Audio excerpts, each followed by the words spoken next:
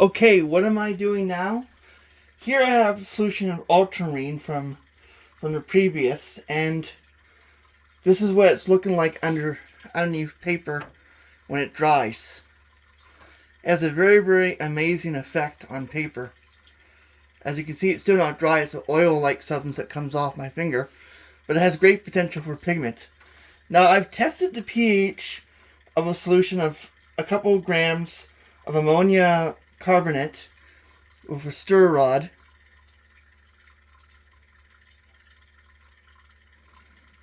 And the pH is 8, slightly alkalinic. Now they say that this solution itself, I'm going to turn off the stirring. They say that this solution itself can be stabilized with a small amount of ammonia.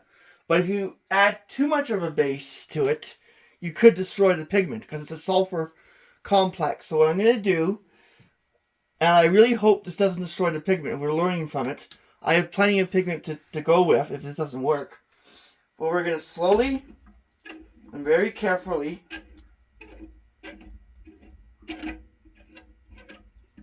loosen the clamp and place this free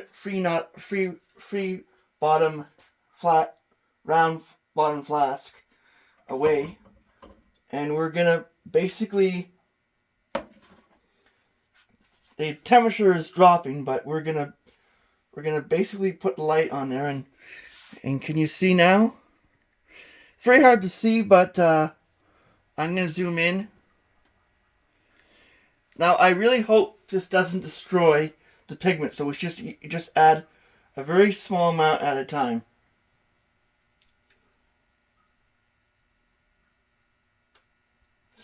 Just a few drops, turn on the stirring. We just need a few drops, we don't need a lot of ammonia. Be very careful how much ammonia carbonate you add. I just want to add a few drops of concentrated ammonia, and as you can see, if you add too much, you'll destroy the pigment. Now, there's not really much of a change with it, but here, let me move in the light a bit. It is an extremely interesting experimental pigment, and I haven't worked with this before, but I think this is an oil-based pigment with alcohol, and you can see the oil and you can see the pigment dry.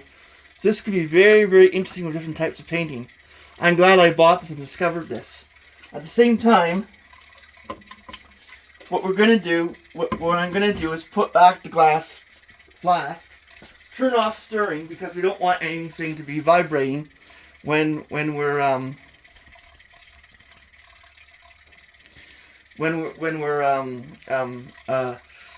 producing the product, because you could get it full and that'd be disastrous, the flask and that. So what we have to do is turn it off, move it a little bit closer. Here's the flask. It's a little bit dirty, but it's from sediment from inside. So what I could do is put water into this, just to make it so that any vapor that touches from the ammonia drops down and it seals it. It's a better way of dealing with your equipment. Now what we need to do very carefully is clamp it. This is tricky to do with one hand, but I found a way of doing it.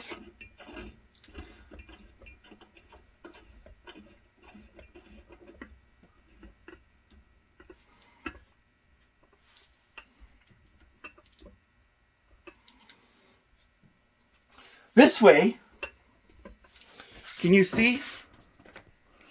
This way with water and the stirring, I'll zoom in a little bit more, we can get the flask to turn, and we seal it, most of it, except for a little nozzle right here, allowing most of the ammonia carbonate to be kept inside the solution.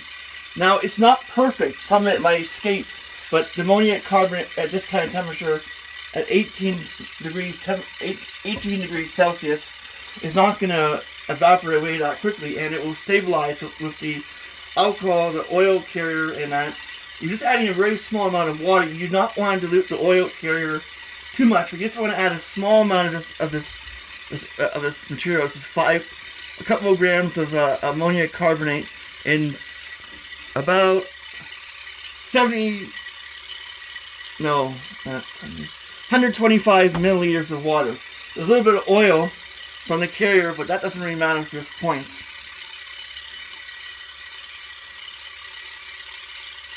I also have a stir rod. I was stirring this without heat in my other hot plate. So we might have to increase the stirring just a little bit. This place gets quite cold, but it's ideal to keep the temperature stable when you're dealing with ultramarine compounds. I think if you add too much ammonia, or if you were to use something different like calcium hydroxide, the calcium hydroxide would react with the sulfur complex of the submarine with the ultramarine and displace it, and your pigment would be destroyed. So there is a thing where you do not use lye, baking soda, but you have to use ammonia carbonate.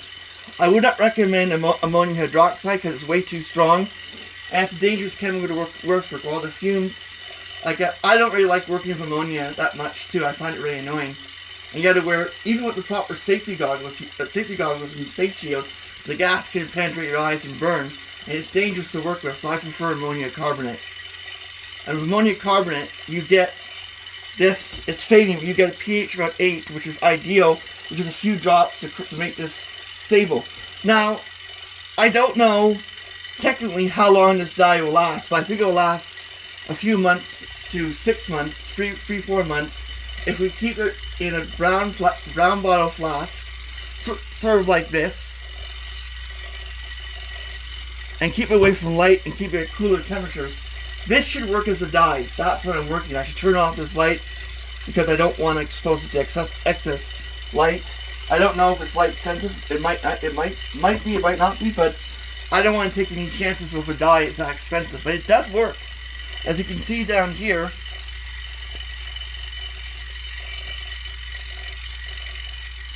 it does work for a dye, and it is very interesting as a chemical.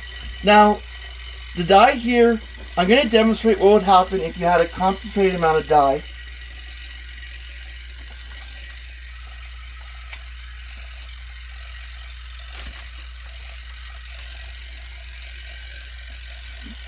Concentrated amount of dye.